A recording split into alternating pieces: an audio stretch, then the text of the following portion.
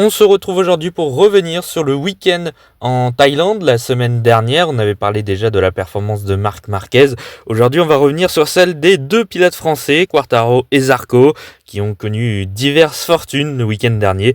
N'oubliez pas de liker, partager, commenter et surtout vous abonner à la chaîne, c'est très important. Et nous, on est parti. Commençons d'abord par le positif, avec Johan Zarco tout d'abord, qui a fait un très beau week-end en Thaïlande. Alors la Honda est plutôt performante sur ce circuit, même les années où la Honda n'était pas performante, elle arrivait à faire des choses sur ce tracé. L'année dernière, le meilleur résultat d'une Honda a été fait sur le circuit du Buriram, avec une 8e place de Johan Zarco déjà l'année dernière. Eh bien cette année, il a réussi à faire encore mieux avec une magnifique 7e position en course principale. Alors tout d'abord, il y a eu la première séance d'essai qui a compté pour la séance de qualification où Johan Zarco a réussi à se qualifier directement pour la Q2, ce qui est franchement une très très belle performance. D'autant plus beau encore pour Honda qui a placé 2 motos dans le top 10 avec Joan Mir qui avait été même un peu plus rapide que Johan Zarco. Bon voilà, le top 10 était assuré. Voilà, un vendredi réussi pour Johan Zarco. Et puis la séance de qualification un petit peu plus difficile, un petit peu plus décevante presque pour Johan Zarco qui fait la dernière position de la Q2. Il partira 12e des deux courses. Derrière Joan Mir, c'est plus là la déception, c'est que lui qui a dominé tous ses coéquipiers de chez Honda, bon là Joan Mir était quand même un poil mieux, mais bon, la performance était là. Une Honda dans le top 12, c'est encore pas si mal que ça. Et puis en course sprint, c'était un petit peu la même chose, une bonne performance de la part de Johan Zarco qui termine dans le top 10 à la porte des points en 10e position.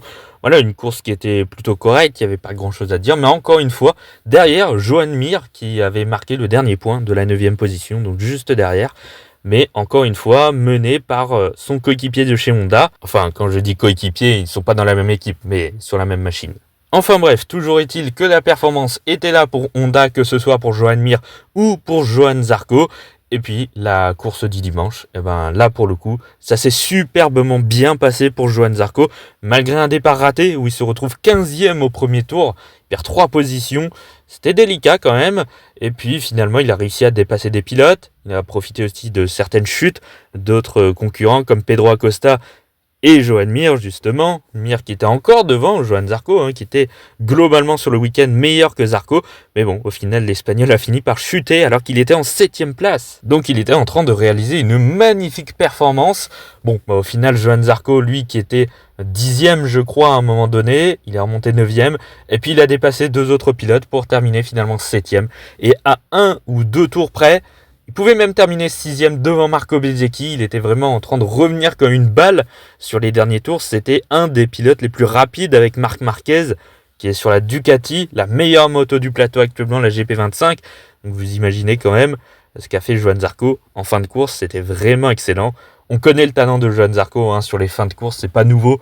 Déjà sur la Ducati, il était comme ça. Le début de course était un peu compliqué et puis sur la fin, il revenait comme une balle à chaque fois. Et puis là, c'est la même chose sur ce Grand Prix de Thaïlande. Il a fait la même chose. Au final, c'est une très belle 7e place. Et c'est déjà, en ce premier Grand Prix de la saison 2025, son meilleur résultat sur une Honda. Donc c'est très positif en ce début de saison. Maintenant, attention quand même, parce que c'est en Thaïlande, c'est sur un circuit, comme je l'ai dit tout à l'heure, qui correspond bien à Honda. Maintenant, il faut voir dans une semaine maintenant en Argentine ce que ça va donner. Ça va peut-être pas être la même chose. Même sûrement. Honda sera, je pense, un peu plus en difficulté lors de la tournée en Argentine, puis aux États-Unis. Il y aura peut-être un petit peu plus de complications avec la Honda. En tout cas, voilà, un premier week-end réussi. Donc c'est cool. En revanche, on ne pourra pas dire la même chose avec Fabio Quartararo. Et pourtant, le week-end avait très bien commencé avec une première séance d'essai libre où c'était classé 3e, mais ça ne comptait pas pour la Q2. Mais voilà, le vendredi, ça se passait très bien puisque finalement sur la séance qui comptait pour les qualifications, c'était classé dans le top 10, 8e je crois. Donc assez facilement placé devant avec Jack Miller également dans son coéquipier, alors de chez Pramac mais sur la même moto encore une fois, qui était lui aussi dans le top 10. Donc voilà, 2 Yamaha, c'était très positif. Fabio y était assez aisément. Donc ça commençait plutôt bien pour Fabio Quartararo et Yamaha. La séance de qualification a été un petit peu plus compliquée, un petit peu plus décevante, on va dire, où Fabio Quartararo s'est finalement classé à la 10e place sur la grille, contrairement à Jack Miller qui lui avait fait une surprenante 4e position sur la grille en 2e ligne. Fabio, lui, visait la 2e ou 3e ligne. Bon, voilà, il s'est retrouvé sur la 4e. C'était un petit peu décevant, mais voilà, il partait du top 10, il y avait clairement moyen de faire quelque chose. La Yamaha en général, elle a du rythme de course, enfin c'est plutôt correct. D'ailleurs la course sprint s'est bien passée dans l'ensemble, où il marque 2 points avec une 8e position, donc un gain de 2 places sur cette course, c'était plutôt bien. Jack Miller lui n'avait pas terminé, donc finalement il a terminé meilleur pilote Yamaha de cette course. Donc jusqu'au samedi de la course sprint, il n'y avait rien à dire. Le week-end se passait plutôt bien, même si on aurait pu s'attendre à encore un petit peu mieux, mais voilà, globalement ça restait encore correct. En revanche, le dimanche a été catastrophique pour Fabio Quartararo, un désastre. Déjà il partait 10e, il se retrouve 19e après quelques tours de course. Le départ était juste catastrophique. La raison, elle est bien simple, aucun grip sur le pneu arrière, ça n'a pas fonctionné. De ce que j'ai compris, je crois qu'il y a eu un problème de chauffe du pneu également. Alors que la piste était quand même suffisamment chaude quand même pour bien le faire monter en température. Et au final, ça s'est pas passé comme prévu pour Fabio. Ça a été sacrément compliqué. Et le pire, c'est qu'il n'a jamais retrouvé de performance. D'habitude, la Yamaha, ensuite, au bout de quelques tours, elle retrouve de la performance. Elle est plutôt correcte, même si elle a encore du mal à tourner dans les virages et surtout à dépasser les concurrents. Mais le rythme est plutôt correct au final, sur la fin de course surtout.